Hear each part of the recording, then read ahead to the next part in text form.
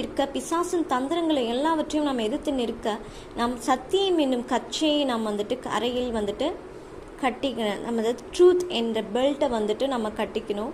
நீதி என்னும் மார்க்கவசத்தை தருத்தவர்களாகியும் என் தெய்வ பிள்ளைகளே, ரைட்டியஸ்னஸ் ஆஃப் பிரெஸ்ட்பிளேட் ஆஃப் ரைட்டியஸ்னஸ் அதை வந்துட்டு நம்ம மார்க்கவசத்தை வந்துட்டு நம்ம தரித்து கொள்ளணும். சமாதானத்து சுவிசேஷத்திற்கு ஆயத்தம் என்னும் பாதரட்சை கால்களிலே தொடுத்தவர்களாகும்.